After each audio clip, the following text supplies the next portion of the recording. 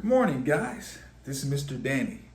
Today I will be bringing you a art group on the art of fishing. Now, I know the first thing comes to your mind is like, man, how does fishing relates to art? Or art relates to fishing? Guys, just like anything that you do as far as painting, drawing, you have to be prepared, okay? And you have to have the special skills in order to achieve what you're doing. So today, I just wanted to kind of break it down for you guys, the people that are not familiar with fishing with live bait. Okay. And guys, basically, the weather's changing. We have an opportunity to get outside a little bit more. So I definitely wanted to bring you something today if you decide to get out the house and do a little fishing on what will work for you. Okay. In the segment today is going to be on fishing with live bait. Okay. I made a few clips that I would like to go over with you today to make it as simple as possible. When you're out fishing with live bait, and also talk a little bit about storing your live bait to make sure that you keep them as fresh as possible while out at the lake. Okay, so what we're going to do, we're going to jump right in. We're going to go to the first clip that I have for you guys, and hey, let's get the art of fishing going. Okay, guys. All right.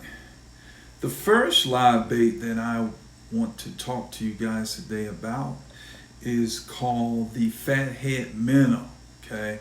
Now the fathead minnow is usually 2 to 3 inches of length.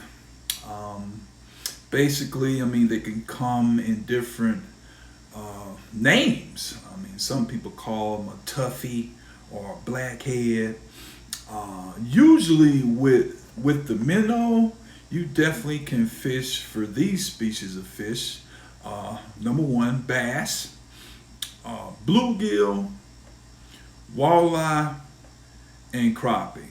Now, in order to be able to get, I would say, the best bites for these kinds of fish, and with the flathead minnow, it's going to be in 50 or 55 degrees temperature of water. Okay, I know sometimes we think we can just go out to the lake and we can just throw a bait in and okay, the fish are biting, but no, the temperature definitely has to be between 50 and 55 degrees when you're fishing for these fish species. Okay, now also I want to kind of talk about storing your minnows. I know personally, I have a minnow bucket that I use if I'm going out fishing in the afternoon or the mornings. I know a lot of people that I know use aerators. It's a small little pump. It kind of keeps the fish alive. Again, I mean, if you're going to be out at the lake pretty much more than 4 or 5 hours, I would say definitely purchase you an aerator so you can keep your minnows alive as long as possible.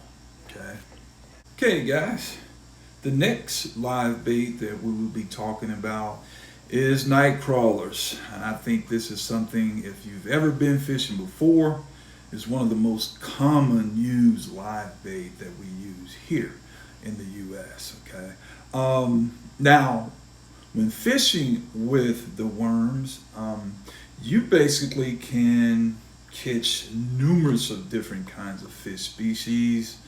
Again, catfish, bass, crappie, walleye, and several other different kinds of fish species that you definitely can catch with worms. Now, the main thing when you're out fishing with worms is making sure that you have them in an area where they can stay cool. Now, they usually come in a little small box. as if you've seen them before. But that container can get hot if you're out at the lake. So storing these, you want to make sure that you keep them out of the sun. I mean, I prefer to find like a rock or something, a shaded area, so I can make sure that my worms will not overheat. Okay, pretty simple.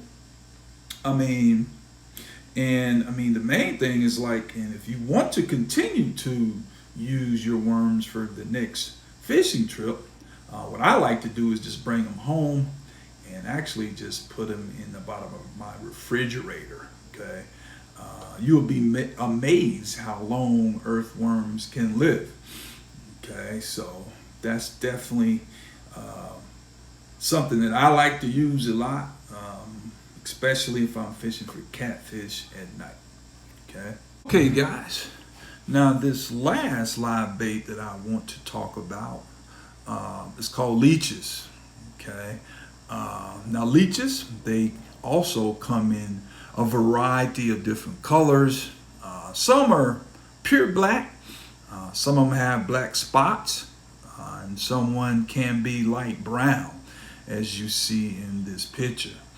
Now, all different kinds of fish love leeches. I think at the top of the fish chain is walleyes. Again, I've caught catfish on leeches. I've caught walleye on leeches, and I have caught a crappie on leeches. Okay. Now, again, with leeches, you really don't have to worry about them being really sensitive as far as the temperatures outside. But me personally, I always store them in an area where it's cool. And so that way they can continue to get the oxygen that they need. Okay. Now, you can definitely find leeches again at any of your fish shops. I know certain places that don't carry them. I've been to Walmart before and I haven't been able to purchase them there. So you definitely want to go to a bait shop if you're planning on using leeches as your live bait.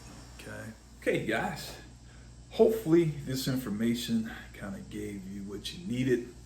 If you're experimenting with going out and fishing with live bait, I know personally for me, it has definitely raised my percentage of fish that I catch when I'm out fishing. So I just want to encourage you.